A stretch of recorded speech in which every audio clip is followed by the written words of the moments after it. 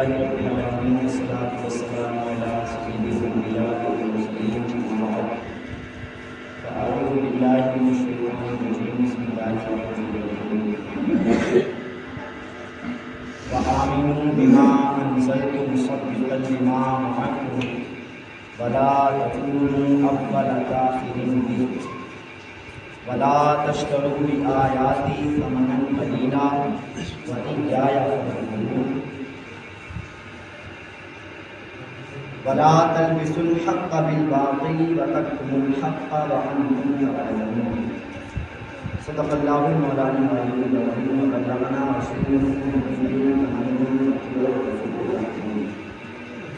ونحن على ذلك لمن الشاهدين والشاكرين والحمد لله رب العالمين رب اشرح لي صدري ويسر لي امري واحلل عقدة من لساني يفقهوا قولي رب يسر ولا تعسر وتمم بالخير ربي زدني علما حسبنا الله ونعم الوكيل نعم المولى ونعم النصير سبحان الله وبحمده سبحان الله العظيم وبحمده استغفر الله گنج بخش فیض عالم مظہر نور خدا ناقصارہ پیر کامل کاملارہ رہنما غوث اعظم بمنے بے سر و ساما مدد قبلہ دی مدد کعبہ ایما مدد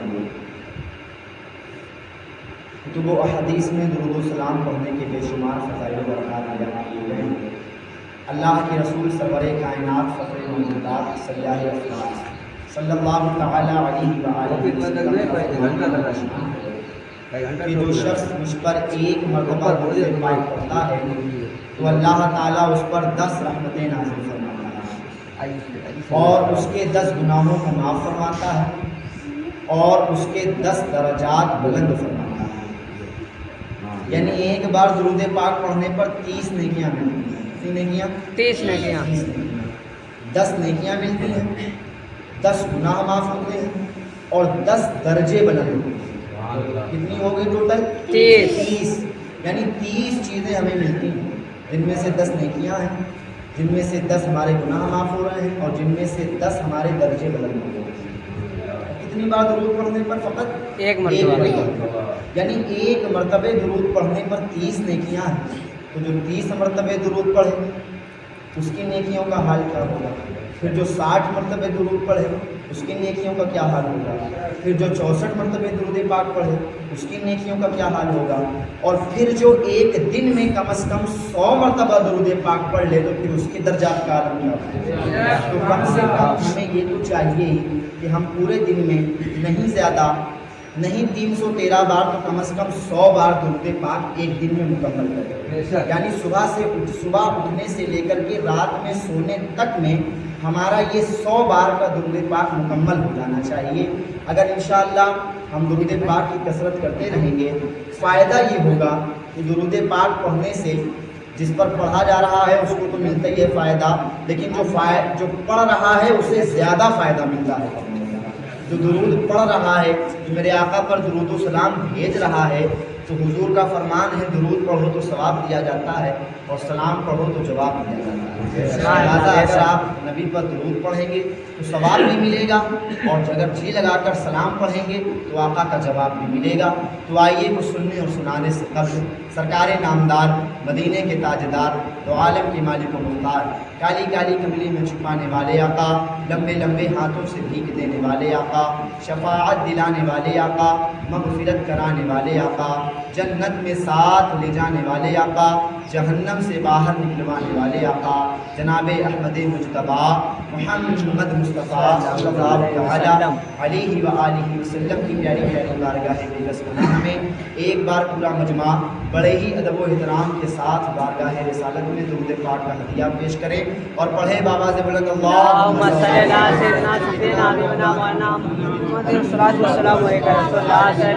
علیہ وسلم۔ اس کا پہلے بولے یار درود پاک پڑھیں اللہم صلی علی سیدنا مولانا محمد معدن الجود والکرم وآلہ الکرام وابنہ الکریم وبارک وسلم صلاۃ و سلام علیک یا رسول اللہ صلی اللہ تعالی علیہ وآلہ وسلم۔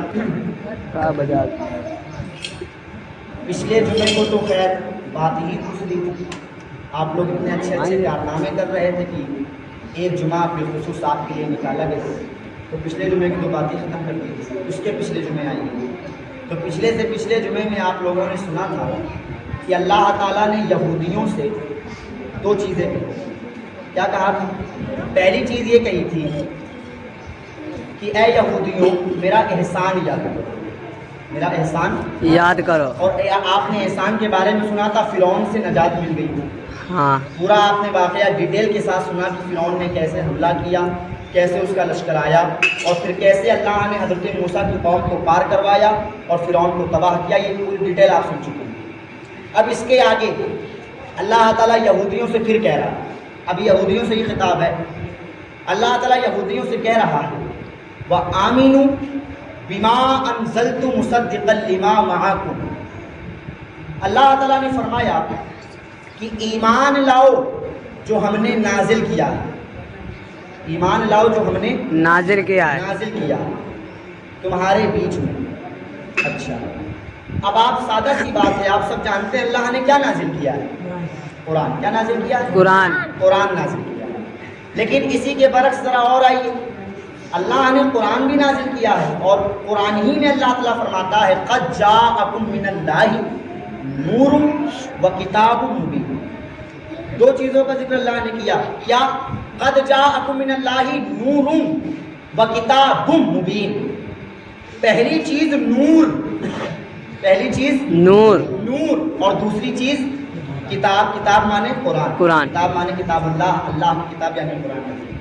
تو اللہ نے دو چیزیں نازل فرمائی۔ کتنی چیزیں؟ دو چیزیں، ایک نور نازل فرمایا ہے، دوسری کتاب نازل فرمائی، اور اس کی ترتیب بھی دیکھیے قرآن نے کتنی بہترین دی ہے۔ مفسرین کہتے ہیں یہاں نور سے مراد کوئی مخلوق نہیں ہے، یہاں نور سے مراد مصطفیٰ جان رحمت کی ذات مبارکہ ہے۔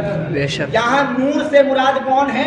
حضور ہیں۔ نور سے مراد کون ہے؟ حضور۔ حضور کی ذات یہاں نور سے مراد لی جا رہی ہے۔ اچھا، اور کتاب سے مراد قرآن۔ اب آپ دیکھیے قرآن کی ترتیب کیا ہے، قد جاءکم من اللہ نور و کتاب مبین، یعنی قرآن نور کو پہلے بیان کر رہا ہے، کتاب کو بعد میں بیان کر رہا ہے۔ نور کو پہلے بیان کر رہا ہے، کتاب کو بعد میں بیان کر رہا ہے۔ اب اس کا اگر آپ پریکٹیکل دیکھیں تو پریکٹیکل بھی یہی ہے، میرے آقا پہلے آئے ہیں، قرآن بعد میں آیا ہے۔ میرے آقا پہلے آئے ہیں، قرآن بعد میں آیا۔ بھائی حضور جب 40 برس کے ہو گئے تب قرآن نازل ہونا شروع ہوا نا، اور پھر 63 سال کی عمر تک قرآن نازل ہوتا رہا مسلسل 23 سال میں پورا قرآن۔ یہ جو قرآن آج آپ دیکھتے ہیں موٹی سی کتاب، یہ موٹی کتاب ایک وقت میں نازل نہیں ہوئی ہے، یہ تھوڑا تھوڑا حصہ کر کے 23 سال میں پورا قرآن نازل ہوا۔ کتنے سال میں؟ 23 سال۔ 23 سال لگے ہیں، یعنی 40 سے 63 کتنے بنے؟ 23 سال ہوئے نا، تو 23 سال میں پورا قرآن نازل ہوا ہے۔ اے لڑکے یار ہمیں جانتے نہیں ہو کیا تم لوگ؟ درود پاک پڑھیے اللہم صلی اللہ علیہ سیدنا سفینا حبیبنا مولانا محمد والصلاۃ والسلام علی رسول اللہ صلی اللہ تعالی علیہ وسلم۔ 23 سال میں پورا قرآن نازل ہوا، اور اب پھر کتاب کی بات کر رہا ہے۔ اسی طرح پہلے حضور تشریف لا رہے ہیں، بعد میں قرآن آ رہا ہے۔ پہلے حضور آ رہے ہیں، قرآن کی آیتیں بعد میں نازل ہو رہی ہیں۔ اب ذرا دیکھیے اللہ تعالیٰ نے فرمایا جو ہم نے نازل کیا۔ اب آپ نے سمجھ لیا اللہ نے کتنی چیزیں نازل فرمائی ہیں؟ کتنی چیزیں نازل فرمائی ہیں؟ دو۔ پہلی چیز مصطفیٰ جان رحمت، پہلی چیز حضور، اور دوسری چیز قرآن۔ پہلی چیز حضور اور دوسری چیز قرآن مجید۔ تو یعنی قرآن اللہ تعالیٰ یہودیوں سے یہ کہہ رہا ہے کہ اے یہودیوں ایمان لاؤ جو میں نے نازل کیا، یعنی ایمان لاؤ میرے مصطفیٰ پر، اور ایمان لاؤ میری کتاب قرآن پر، ایمان لاؤ میرے نبی پر، اور دوسری بار ایمان لاؤ میری کتاب پر۔ اب آگے کیا فرمایا؟ وَلَا تَكُونُوا أَوَّلَ كَافِرٍ بِهِ وَلَا تَشْتَرُوا بِآيَاتِي ثَمَنًا قَلِيلًا۔ آگے فرمایا کہ ایمان لاؤ اور اس کے منکر نہ بنو، اس کے منکر نہ بنو۔ یہ اللہ کس سے کہہ رہا ہے؟ یہودیوں سے، کہ اے یہودیوں ایمان لے آؤ، منکر نہ بنو۔ وَلَا تَشْتَرُوا بِآيَاتِي ثَمَنًا قَلِيلًا، یہ والا جملہ آپ کے لیے سمجھنے کے قابل ہے۔ وَلَا تَشْتَرُوا بِآيَاتِي ثَمَنًا قَلِيلًا، فرمایا میری آیتوں کو تھوڑے دام نہ بیچو، میری آیتوں کو تھوڑے دام میں میری آیتوں کو 100 روپے میں نہ بیچو، میری آیتوں کو 100 روپے میں نہ بیچو۔ قرآن کہہ رہا ہے، میں نہیں کہہ رہا ہوں، میں بری ذمہ ہوں۔ قرآن پہلا پارہ سورہ بقرہ، قرآن کہہ رہا وَلَا تَشْتَرُوا بِآيَاتِ ثَمَنًا قَلِيلًا، میری آیتوں کو تھوڑے دام نہ بیچو، وَإِيَّايَ فَاتَّقُونِ، اور مجھ سے ڈرتے رہو، مجھ سے ڈرتے رہو۔ اب اس آیت کا پس منظر دیکھیں، اس کی اگلی آیت بھی آپ کو ابھی سننی ہے، پہلے اس آیت کو سننی ہے۔ اللہ تعالیٰ کہہ رہا ہے کہ ایمان لاؤ جو میں نے نازل کیا۔ اب اللہ نے کیا کیا نازل کیا؟ حضور کو بھیجا اور قرآن نازل کیا، حضور کو بھی مبعوث فرمایا، قرآن کو بھی نازل فرمایا۔ اب اگر کوئی انسان یہودیوں میں سے یہ کہے کہ میں اللہ کو بھی مانتا ہوں اور میں اپنے نبی جناب موسیٰ کو بھی مانتا ہوں، میں اپنے نبی جناب ہارون کو بھی مانتا ہوں، یہودیوں کے اللہ تعالیٰ نے بنی اسرائیل میں نبیوں کو بھیجا تھا، جناب موسیٰ کو، جناب ہارون۔ اگر یہودی آج کا یہ کہے کہ میں محمد پر ایمان نہیں لاؤں گا، میں خالی جناب موسیٰ پر ایمان لاؤں گا اور توریت پر ایمان لاؤں گا، جناب ہارون پر ایمان لاؤں گا اور اللہ کو مانوں گا، نبی کو نہیں مانوں گا، تو بولو اس کا ایمان قبول کیا جائے گا؟ نہیں۔ اس کا ایمان قبول کیا جائے گا؟ نہیں، ہرگز نہیں، ہرگز نہیں قبول کیا جائے گا، کیونکہ ایمان کی جڑ ہے مصطفیٰ جان رحمت کی ذات مبارک۔ ایمان میں جب تک حضور شامل نہیں ہوں گے ہم ایمان والے نہیں بن سکتے ہیں، بے ایمان کہلائیں گے۔ کیا کہلائیں گے؟ بے ایمان کہلائیں گے۔ ایمان والے تب بنیں گے اللہ کو بھی مانیں گے، اللہ کی کتاب کو بھی مانیں گے، اور اللہ نے جس نبی کو بھیجا ہے اس نبی کو بھی مانیں گے، جس نبی کو بھیجا ہے اس سے نبی کی بھی مانیں گے۔ اب قرآن کی دوسری آیت میں آئیے، ایک جگہ اللہ تعالیٰ فرماتا ہے وَقَالَتِ الْأَعْرَابُ آمَنَّا، بدو بولے، بدو کون ہوتا ہے؟ سادہ بندہ، ایک دم سادہ آدمی۔ قرآن کہتا ہے وَقَالَتِ الْأَعْرَابُ آمَنَّا، بدو آئے اور کہنے لگے آمنا، ہم ایمان لائے۔ کیا کہنے لگے؟ آمنا، ہم ایمان لائے۔ اللہ تعالیٰ نے فرمایا قُلْ لَمْ تُؤْمِنُوا، محبوب فرما دیجئے لَمْ تُؤْمِنُوا، تم ہرگز ایمان نہیں لائے، تم ہرگز ایمان نہیں لائے، تم ہرگز ایمان نہیں لائے ہو۔ وَلَٰكِنْ قُولُوا أَسْلَمْنَا، بلکہ یہ کہو کہ تم اسلام لے کر آئے ہو۔ کیا کہو؟ اسلام۔ یہ کہو کہ مسلمان ہو گئے ہو، ایمان والا نہیں تھی، جلدی کہو۔ تمہاری جرت کیسے ہوئی کہ تم نے کلمہ پڑھ کے سمجھ لیا ہم ایمان والے ہو گئے؟ کلمہ پڑھ لیا تو یہ کہو کہ ہم اسلام لائے ہیں۔ کیا لائے ہیں؟ اسلام میں داخل ہو گئے۔ تو مولا ایمان کیا ہے؟ آگے اللہ تعالیٰ نے فرمایا ایمان یہ ہے کہ ان تطیعوا اللہ والرسول، ایمان یہ ہے کہ تم اللہ کی اطاعت کرو، اللہ کے رسول کی اطاعت کرو، اللہ کی اطاعت کرو اور اللہ کے رسول کی اطاعت کرو، تب تم ایمان والے مانے جاؤ گے، ورنہ تم ایمان والے نہیں مانے جاؤ گے۔ تو آج کل کے جو یہودی ہیں وہ اللہ کو مانتے ہیں، کوئی یہودی اللہ زور سے بولا کرو، کوئی بھی یہودی اللہ کا انکار نہیں کرتا ہے، کوئی بھی عیسائی اللہ کا انکار نہیں کرتا۔ یہودی اللہ کو مانتے ہیں، عیسائی بھی اللہ کو مانتے ہیں، یہودی اپنے پیغمبر جناب موسیٰ ہارون کو مانتے ہیں علیہ السلام، اور عیسائی اپنے نبی حضرت عیسیٰ کو مانتے ہیں، لیکن جناب عیسیٰ کو مانا، جناب موسیٰ کو مانا، جناب ہارون کو مانا، توریت کو مانا، انجیل کو مانا، زبور کو مانا، اللہ کو بھی مانا، مصطفیٰ کو نہیں مانا، مصطفیٰ کو نہیں مانا، برباد، مصطفیٰ کو نہیں مانا، برباد ہو گئے۔ اب آؤ آ کے دیکھو جو لوگ یہ کہتے ہیں کہ فقط اللہ ہے، اللہ کے سوا اور کوئی نہیں، جو کہنا ہے اللہ سے کہو، جو مانگنا ہے اللہ سے مانگو۔ بے شک کوئی شک نہیں ہے کہ دینے والی ذات اللہ کی ہے، کسی مائی کے لال میں دم نہیں ہے کہ کوئی کچھ عطا کر دے، دینے والا اللہ ہے۔ مگر جو لوگ یہ کہتے ہیں کہ ڈائریکٹ اللہ کی بارگاہ میں جاؤ، تو آپ بالاتفاق اللہ کی بارگاہ میں جاؤ، سیدھے طریقے سے اللہ کی بارگاہ میں جاؤ، میں کہنا یہ چاہتا ہوں اگر ڈائریکٹ اللہ کی بارگاہ میں کوئی جا سکتا تو ہم سے پہلے یہودی اللہ کے بندے بن چکے ہوتے، ہم سے پہلے عیسائی اللہ کے بندے بن چکے ہوتے، اس لیے کہ عیسائی اللہ کو مان رہے ہیں، عیسائی توریت کو مان رہے ہیں، جو انجیل کو مان رہے ہیں، اور یہودی توریت کو مان رہے ہیں، زبور کو مان رہے ہیں، مگر زبور کو بھی مانا، انجیل کو بھی مانا، جناب موسیٰ ہارون اور عیسیٰ کو بھی مانا، मुस्तफ़ा को नहीं माना, अल्लाह ने फरमा दिया मुझे मानना उस वक्त माना जाएगा जब तुम मेरे नबी को मान जाओगे, जब तुम मेरे नबी को मान जाओगे। अब इसकी एक दलील हदीस शरीफ से ले लो। वो दलील क्या है?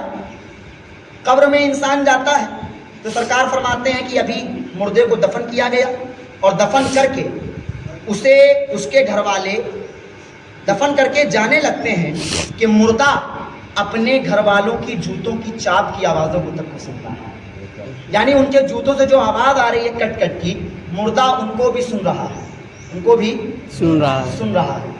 अब वहाबी कहता है कि दुरूद पढ़ो तो नबी को सुनाई नहीं पड़ता, नबी को सुनाई नहीं पड़ता। एक आम आदमी का हाल ये है कि वो जूतों की आवाज़ को सुन रहा है, तवज्जो चाहूंगा, एक आम आदमी का हाल ये है कि वो जूतों की आवाज को सुन रहा है। अरे जब यार आम आदमी जूतों की आवाज को सुन सकता है तो मेरे नबी हमारे दुरूद को क्यों नहीं सुन सकते? सुभान अल्लाह। जब आम आदमी जूतों की आवाज को सुन सकता है तो मेरे नबी दुरूद नहीं सुन पाएंगे?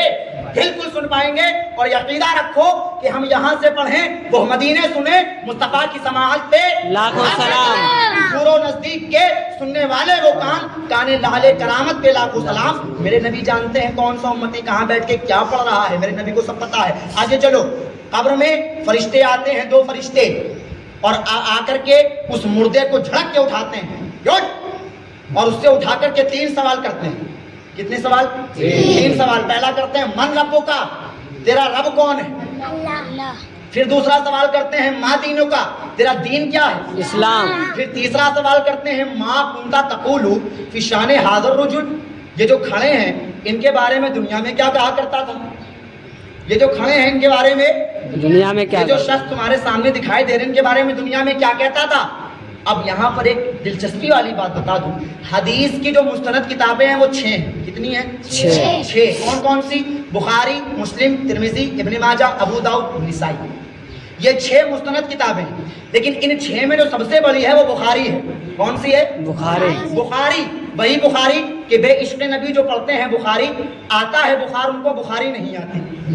जो बिना इश्क़ नबी के बुखारी पढ़ते हैं उन्हें बुखार आएगा मगर बुखारी नहीं आएगी। जो बिना इश्क़ नबी के बुखारी पढ़ेंगे उन्हें फकत बुखार आएगा मगर बुखारी नहीं आएगी। बुखारी तभी आएगी जब इश्क़ नबी से बुखारी पढ़ेंगे। अब बुखारी शरीफ में इमाम बुखारी जो रिवायत लेकर आए हैं वो 3 सवालों की नहीं लाए हैं।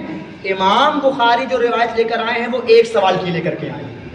यानी इमाम बुखारी का कहना यह है कि कब्र में 3 सवाल नहीं, 1 ही सवाल किया जाएगा। कब्र में 3 सवाल नहीं, एक ही सवाल किया जाएगा। इमाम बुखारी का मौक़िफ़ क्या है?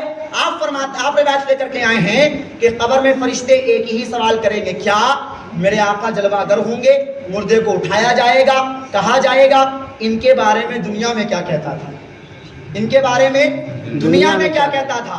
अगर बंदे ने जवाब दे दिया कि ये तो मेरे आका हैं, ये तो मेरे मौला हैं, ये तो मेरे सरदार हैं, ये तो मेरे सरवर हैं, ये तो मेरे दिलबर हैं, ये तो मेरे आका हैं, ये तो मेरे महबूब हैं, इनसे तो मैं मोहब्बत करता था और इनके नाम पर जान उठाने को तैयार रहता था, बस इमाम बुखारी का कहना यह है कि बंदे का जवाब देना, जहां वो जवाब देगा वहां जन्नत की खिड़की खोल दी जाएगी। जहां वो हुजूर को पहचानेगा और वहां जन्नत की खिड़की खोल दी जाएगी। अब इसकी वजह क्या है? इसकी वजह यह है कि देखो, मन रब्बु का जब यहूदियों से सवाल किया जाएगा तो यहूदी क्या जवाब देंगे? अगर यहूदियों से कहा जाएगा तेरा रब कौन है, क्या जवाब देंगे? अल्लाह। यहूदियों से अगर सवाल किया जाएगा तेरा दीन क्या है, वो भी यही जवाब देंगे, इस्लाम। लेकिन जब उनसे तीसरा सवाल किया जाएगा, माँ कुंता तक़ूलु फ़ी शाने हाज़िर रुजुल, कि इनके बारे में दुनिया में क्या कहता था, तो यहूदी कहेगा इनके बारे में मैं दुनिया में कहता था कि मोहम्मद कोई नबी नहीं है, ये एक आम आदमी है, एक आम आदमी है। बस इतना यहूदी का कहना, यहूदी इतना कहेगा और कब्र जहन्नम की आग से भर दी जाएगी। पता ये चला अल्लाह पर भी ईमान लाना है, कुरान पर भी ईमान लाना है, लेकिन एक पेट फॉर्मूला दे रहा हूँ। वो फॉर्मूला ये है कि सबसे पहले नबी पर ईमान ले आओ। अगर नबी को मान लोगे तो नबी पर नाजिल हुई किताब कुरान को भी मान लोगे, और कुरान जिस रब का कलाम है उस रब को भी मान लोगे। कुरान जिस रब का कलाम है उससे रब को भी मान लोगे। जब नबी को मान लिया तो गोया सबको मान लिया। भाई नबी कौन सा दीन लेकर के आए हैं? اسلام. بولو بھائی نبی کون سا تھا؟ اسلام. اسلام. جب نبی کو مانا تو ظاہر سی بات اسلام کو مانا. نبی کون سی کتاب لے کر کے آئے؟ قرآن مجید. جب نبی کو مانا تو گویا قرآن کو مان لیا. نبی کس کے بندے ہیں؟ اللہ کے. جب نبی کو مانا تو اللہ کو مانا. مان لیا. تو نیچے سے چلو، پہلے نبی کو مانو، نبی کو مانو، قرآن اپنے آپ آ جائے گا. قرآن اپنے آپ آ گیا تو اللہ تعالیٰ ہمارے دلوں میں آ جائے گا. اگلی آیت اللہ تعالیٰ فرماتا ہے وَلَا تَلْبِسُوا الْحَقَّ بِالْبَاطِلِ وَتَكْتُمُوا الْحَقَّ وَأَنْتُمْ تَعْلَمُونَ. اللہ تعالیٰ نے فرمایا کہ حق کو باطل سے نہ ملاؤ. حق کو باطل سے نہ. باطل سے نہ ملاؤ، یعنی سچ بات کو جھوٹ بات میں ملوث نہ کرو، دونوں کو اکٹھا نہ کر دو. وَلَا تَكْتُمُوا الْحَقَّ بِالْبَاطِلِ وَأَنْتُمْ تَعْلَمُونَ.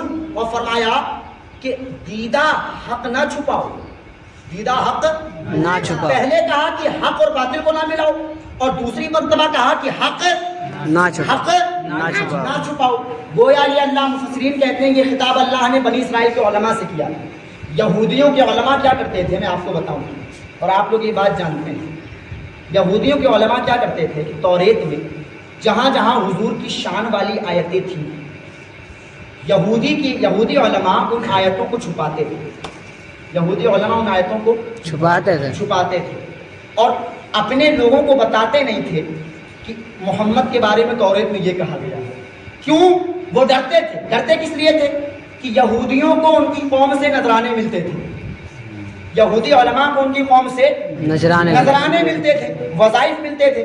ان کے علماء نے سوچا کہ یار اگر ہم نے محمد کے بارے میں بتا دیا تو ہمارا نذرانہ بند ہو جائے گا. یہ تو ان کے پاس چلے جائیں گے، یہ تو ان کے پاس روانہ ہو جائیں گے تو ہمارا نذرانہ بند ہو جائے گا. لہٰذا اگر نذرانہ برقرار رکھنا چاہتے ہو تو آیتیں چھپاؤ. نذرانہ اگر برقرار رکھنا چاہتے ہو تو آیتوں کو چھپاؤ. آیتیں چھپی رہیں گی، نذرانہ بچا رہے گا. آیتیں چھپی رہیں گی، نذرانہ بچا رہے گا. اللہ تو جانتا ہے کیا چھپا رہے ہو. یعنی اللہ نے ظاہر کر دیا کہ حق کو باطل سے نہ ملاؤ اور حق نہ چھپاؤ. یعنی توریت میں جہاں جہاں میں نے اپنے نبی کی شان بیان کی ہے وہ اپنے لوگوں کو بتاؤ. جب تم بتاؤ گے تو اس کا اثر یہ ہوگا کہ تم بھی میرے نبی کے غلام بن جاؤ گے اور تمہارے بتانے کی وجہ سے وہ لوگ بھی میرے نبی کے غلام بن جائیں گے. یہ فائدہ ہوگا. ایک گاؤں میں ایک جلسہ ہوا، چھوٹا سا جلسہ تھا. اس میں ایک مولانا صاحب بیان کر رہے تھے، بہت بڑے عالم، وہ بیان کر رہے تھے. کچھ انہوں نے بیان کیا تو بیان کرنے کے بعد ایک دوسرے عالم نے اس پر جو ہے، بلکہ عالم نہیں ایک دوسرے مولانا نے اس پر نقطہ اٹھایا اور کہنے لگے کہ ہر بات بتائی نہیں جاتی. ہر بات بتائے نہیں جاتے. وہ مولانا صاحب کہنے لگے کہ ہر بات بتائی نہیں جاتی. یہ بات آپ کو بھی معلوم ہے کہ کچھ باتیں چھپائی بھی جاتی ہیں. تو جنہوں نے یہ بیان کیا تھا عالم صاحب نے، انہوں نے فرمایا کہ حق کو چھپانا تو یہودیوں کا کام ہے. حق کو چھپانا تو یہودیوں کا کام ہے. وہ مولانا صاحب کہہ رہے تھے کہ نہیں، کچھ باتیں بتائی نہیں جاتی، چھپائے کے رکھ دیں. پبلک کو پتہ چل جائے گا تو نذرانہ بند ہو جائے گا. پبلک کو پتہ چل جائے گا وظیفے بند ہو جائیں گے. لہٰذا کچھ باتیں بتائی نہیں جاتی ہیں. تو جنہوں نے بیان کیا تھا انہوں نے کہا کہ آپ نے قرآن نہیں پڑھا ہے. قرآن میں اللہ تعالیٰ کہہ رہا کہ حق کو نہ چھپاؤ، حق کو نہ چھپاؤ، حق بتاؤ. اور وہ مولانا صاحب کہہ رہے کہ نہیں کچھ باتیں بتائی نہیں جاتی ہیں، کچھ باتیں بتائی نہیں جاتی ہیں. تو آپ کون سا قرآن پڑھ کر کے آئے ہیں؟ قرآن کی کسی آیت میں یہ نہیں کہا گیا کہ حق چھپا لو اور جھوٹ بات بتا دو. قرآن میں جہاں کہا گیا وہ یہی کہا گیا کہ حق بات چاہے کڑوی ہو یا میٹھی ہو، علماء کی ذمہ داری ہے بیان کرنا. علماء کی ذمہ داری ہے بیان کرنا. لیکن آپ لوگ، بڑے افسوس کی بات ہے علماء کے لیے کہ علماء یہ سوچتے ہیں کہ اگر ہم پبلک کو یہ بات بتا دیں گے تو پبلک خود ہی مولانا بن جائے گی، ہمیں آنے کی ضرورت ہی نہیں پڑے گی کسی کو. پبلک خود ہی مولانا بن جائے گی. آپ جا کر کے دیکھیں گاؤں کی ہر مسجدوں میں بچوں کی پڑھائی ہوتی ہے. کیا پڑھایا جاتا ہے؟ قاعدہ یسرنا القرآن، اس کے بعد قرآن شریف، تھوڑی بہت اردو پڑھا جاتی ہے بس. اردو کے بعد بچوں کی کوئی پڑھائی نہیں، نہ قانون شریعت، نہ بہار شریعت، نہ انوار شریعت، کوئی سی شریعت نہیں. کوئی بھی شریعت، ایک شریعت ہے ہی نہیں، نہ بہار شریعت ہے، نہ قانون شریعت ہے، نہ انوار شریعت ہے. کوئی بھی شریعت ہی نہیں ہے. خالی قرآن پڑھا کر انہوں نے اپنا ذمہ پورا کر دیا. کیوں؟ اس لیے کہ اگر اس بچے کو ہم نے پڑھا دیا تو کل تو یہ میرے سینے پہ پیر رکھے گا. کل تو یہ مجھے لقمہ دے گا پیچھے سے، کل تو یہ میرے میں ٹونک نکالے گا۔ اگر آپ میں غلطی ہوگی تو بالکل لقمہ دیا جائے گا، اور غلطی نہیں ہوگی تو لقمہ نہیں دیا جائے گا، غلطی نہیں ہوگی تو لقمہ نہیں دیا جائے گا۔ لیکن آپ کی ذمہ داری کیا تھی کہ آپ بچے کو اس قابل بناتے کہ اگر بالاتفاق آپ کے گاؤں میں کوئی مر جاتا اور امام موجود نہ ہوتا تو اس امام کا پڑھایا ہوا بچہ اس مرے ہوئے جنازے کا، اس مری ہوئی میت کا جنازہ پڑھانے کے قابل بن سکتا۔ لیکن آپ نے بچے کو اس قابل ہی نہیں بنایا۔ بچے کو استنجے جانے سے پہلے کی دعا تک نہیں معلوم ہے کہ استنجا جانے سے پہلے ہمیں کہنا، ارے استنجا چھوڑو وہ تو بہت دور کی بات ہے، کھانے سے پہلے بھی نہیں پتا ہوتا ہے بچوں کو کیا کہنا ہے، کھانے سے پہلے نہیں معلوم ہے بچوں کو کیا کہنا ہے، کھانے کے بعد نہیں معلوم ہے بچوں کو کیا کہنا ہے۔ کیوں؟ بتا دیں گے تو کہیں گے ہم سے بڑا والا نہ بن جائے، کہیں گے میرے سینے پہ پیار نہ رکھے۔ دیکھیے عزت اور ذلت اللہ کے دست قدرت ہے، عزت اور ذلت اللہ جسے چاہے عزت دے اور جسے چاہے ذلیل کرے۔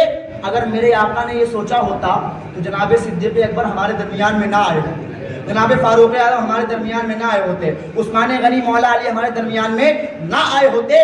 میرے آقا اس کائنات کے سب سے بڑے عالم ہیں۔ سب سے بڑے عالم کون ہیں؟ میرے سرکار۔ اس کائنات میں حضور سے بڑا عالم، حضور سے بڑا عابد، حضور سے بڑا عامل کوئی آیا ہی نہیں ہے اور قیامت تک آ نہیں سکے گا۔ اس کائنات کے سب سے بڑے عالم میرے آقا ہیں۔ میرے آقا نے کبھی یہ نہیں سوچا کہ میں صدیق اکبر کو کچھ بتا دوں گا تو یہ مجھ سے بڑے والے بن جائیں گے، یہ مجھ سے بڑے والے بن جائیں گے۔ میرے آقا کی بارگاہ میں ابو بکر آئے، میرے آقا نے اس ابو بکر کو صدیق اکبر بنا دیا۔ میرے آقا کی بارگاہ میں عمر آئے، میرے آقا نے اس عمر کو اللہ کا دوست بنا دیا۔ میرے آقا کی بارگاہ میں عثمان غنی آئے، میرے آقا نے عثمان غنی کو ذوالنورین بنا دیا۔ اور جب میرے آقا کی بارگاہ میں جناب مولائے کائنات آئے تو حضرت علی کو میرے آقا نے حیدر کرار بنا دیا۔ جناب مولائے کائنات کو آقا نے حیدر کرار اور خیبر کا قلعہ فتح کرنے والا بنا دیا۔ تو دو باتیں ذہن میں رکھیے۔ پہلی بات، حق اور باطل کو ملانا نہیں، حق اور باطل کو ملانا نہیں ہے۔ جھوٹ بات جھوٹی رہے گی اور سچ بات سچ رہے گی۔ اس سچ بات کو جتنا بھی جھوٹ ثابت کرنا چاہو سچ جھوٹ نہیں بن سکتا ہے، اور جھوٹ کو چاہے کتنا سچ ثابت کرنا چاہو مگر جھوٹ سچ نہیں بن سکتا ہے۔ پہلی چیز حق یعنی جھوٹ اور سچ کو ملانا نہیں ہے۔ دوسری بات سچ کو چھپانا نہیں ہے، دوسری بات سچ کو چھپانا نہیں ہے۔ اللہ کی بارگاہ میں دعا ہے مولا پاک جو کچھ سنا ہے اس کو یاد رکھنے، اس پر عمل کرنے اور اسے دوسروں تک پہنچانے کی توفیق عطا فرمائے۔ آمین۔ وآخر دعوانا الحمدللہ رب العالمین۔ السلام علیکم۔